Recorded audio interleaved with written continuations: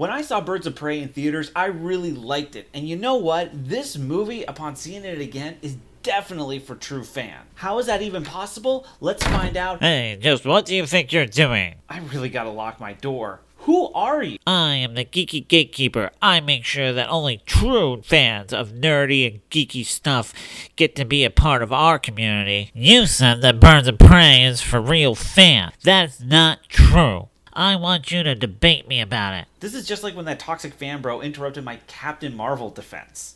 Anyway, getting back to the movie. Oh, my head. What?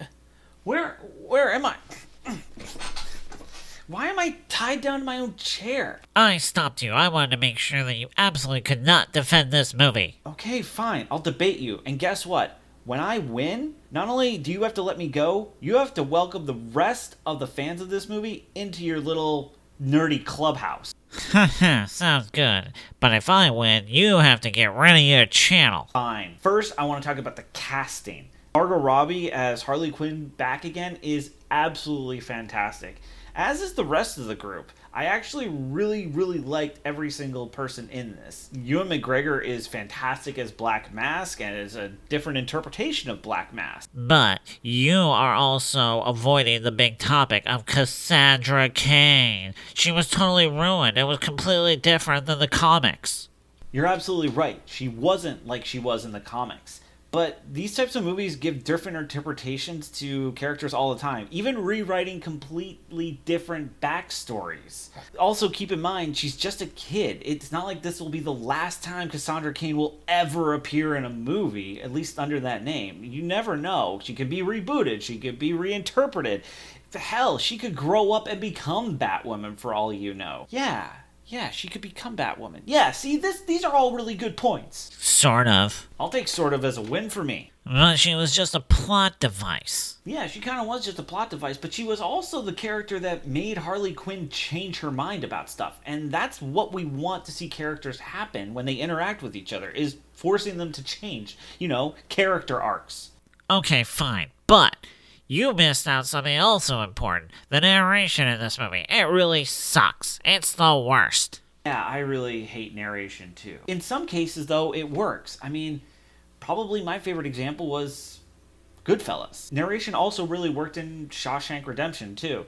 And you know what? In some ways, it works here. Mostly because we're through the perspective of the narrator. It's not just like recounting stuff that happened in the past. It also kind of fills in some narrative gaps, whether or not that's necessary. Whatever. I enjoy hearing Harley Quinn's recollection of how this stuff works. I mean, after all, we're seeing this entire movie through her perspective. Who knows what is and what is real? Alright, well, maybe the narration works, but let's take a look at the police headquarters scene. It was stupid. None of the police actually fired on her. She would have been taken down so quickly. And then she didn't even kill anybody. It's so unrealistic. I guess so. What? Can I see that scene again? I mean, yeah, she does use non-lethal force, but that's because Harley is trying to change. She's trying not to be the Joker. Also, why isn't anybody actually shooting at her? Well, take a look at this. Time slows down. No reaction. Look at this person, confused as to what's happened. Right here, this particular officer can't even see through the fog. And over in this part, she's literally pointing the gun at this officer. Oh, and by the way, someone did fire a shot at this particular person, and she avoided it. This is Harley Quinn we're talking about. She's fought people like the Joker, Penguin, Poison Ivy, even Batman. She can take out a few, side cop characters in a comic book movie. But this goes to a bigger point in this whole film. I mean, after all, if we look at the rest of the Birds of Prey, if we even call it that, they can all beat up these men. Most of them aren't even hand-to-hand combat fighters, or they're old. Yeah, granted, it's probably a lot smarter for the villains to have guns and to fire on them. That's a flaw in the movie. Let's look at some of these characters. Huntress definitely has the ability to, fight a bunch of people, whether they're men or not, because she's an assassin, essentially. Another person is a high-ranked cop, a detective, who's been on the force for years, so she obviously had to have some sort of hand-to-hand combat training. We've already gone over Harley Quinn, and are we really making a big deal over Black Canary being good at hand-to-hand combat? Sure, I would have liked to have seen her powers more, but it's not like it doesn't make sense that all these women could actually beat the crap out of people. And another thing, this is a comic book movie. We see people who shouldn't be good at hand-to-hand fighting fight all the time, both in Marvel and in DC. Even Superman can destroy generals even though he is also not a trained fighter. But this is totally different from anything in the comics, from the designs and everything else. I don't even know how this movie is any fun. The movie is kind of fun, with the bright colors and the way that the characters are moving around.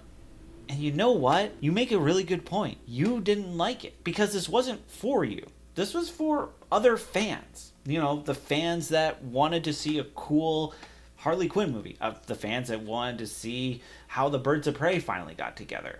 This was a movie to introduce people to these characters, using Harley Quinn as a gateway character into the other parts of the DC universe. And it's also okay for the haters not to like it. And you know what? I think I just won my bet. Fine, I'll let you go. But this isn't the last you've seen of me. Yeah, thanks. And it probably won't be the last I see you, especially if I can't lock my door. At the very least, if you like this video, be sure to subscribe and maybe check out another video of mine.